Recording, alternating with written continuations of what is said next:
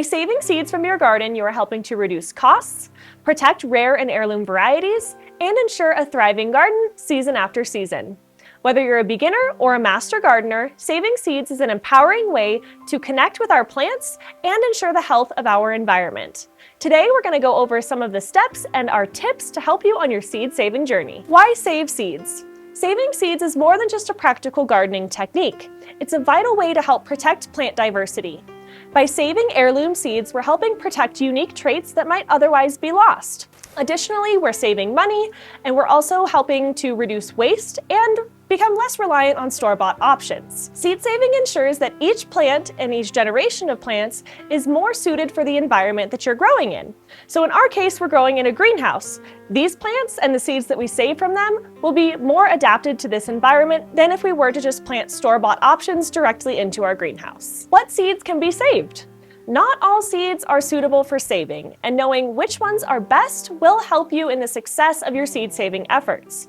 The best seeds to save are open-pollinated and heirloom varieties. While hybrids do well in the first generation, they're not so suitable for saving in future generations.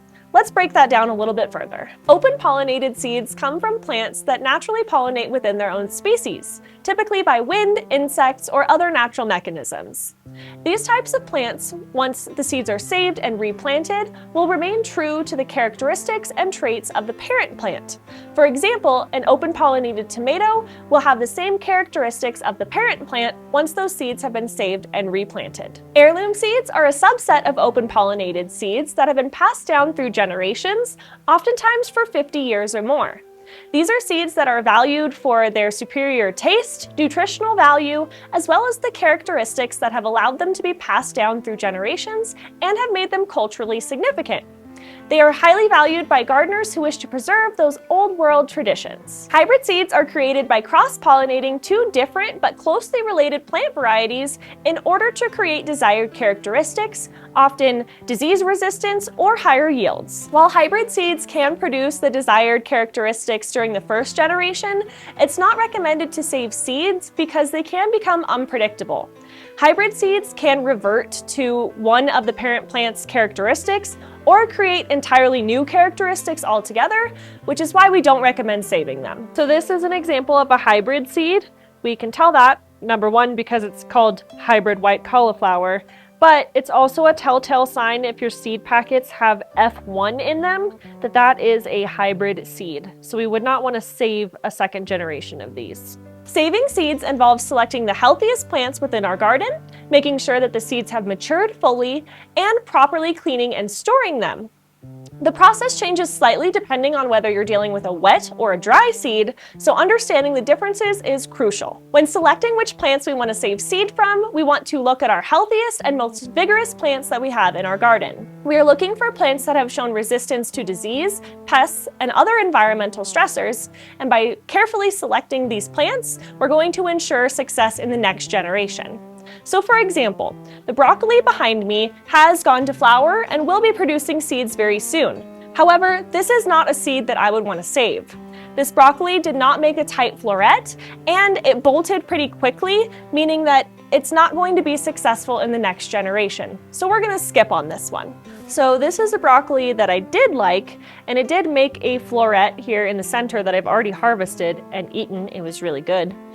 And because I just harvested the center and left the plant alone, it's created these side shoots, which I can now let go to flower and harvest the seed from, or you can pick these off and eat them as well. When it comes to harvesting seeds, plants like tomatoes, cucumbers, melons, and squash have what we call wet seeds.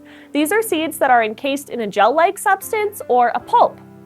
When you are saving these seeds, you want to allow the fruit to ripen fully on the plant before harvesting, because that's when the seeds are going to be most mature.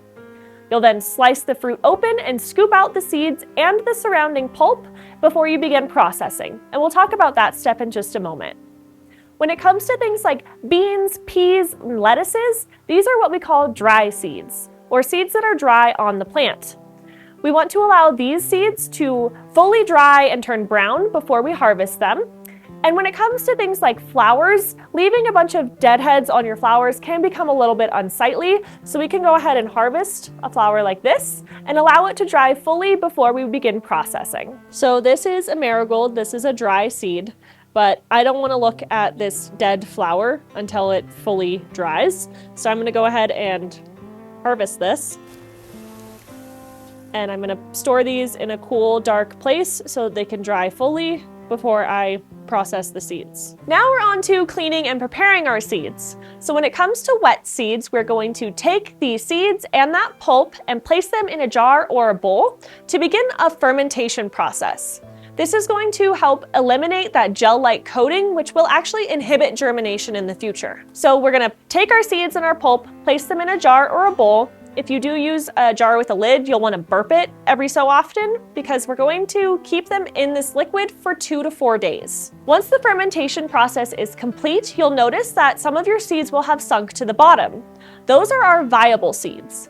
Any seeds that are left floating on the top with any additional pulp can go ahead and be discarded because those are not going to be viable. You'll want to rinse those viable seeds off really well and spread them out on a paper towel or a fine mesh to dry completely before we store them. You can also use a coffee filter because it won't stick to that material. Dry seeds typically require a minimal processing. When it comes to large seeds like beans or peas, you can simply pick through those by hand and remove any plant debris that may be remaining. You can also use a sieve or a winnowing technique for smaller seeds, again, just to remove any additional plant debris. We're then going to place those seeds on a paper towel and allow them to dry fully for at least a week before we go ahead and store them. Proper storage is critical for maintaining our seeds' viability. Once our seeds have been processed, we're ready to store them. So we're going to go ahead and label a jar or a bag or a seed packet with the date the seed was collected, the type of seed, and any other information we may want to remember when we go to plant it next time.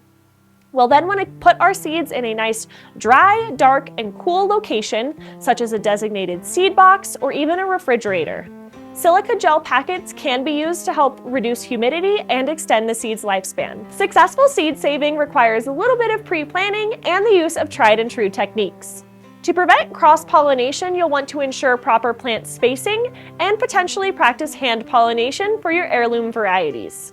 We recommend keeping a garden journal so that you could keep track of the plants you're saving seeds from, the dates, and conditions.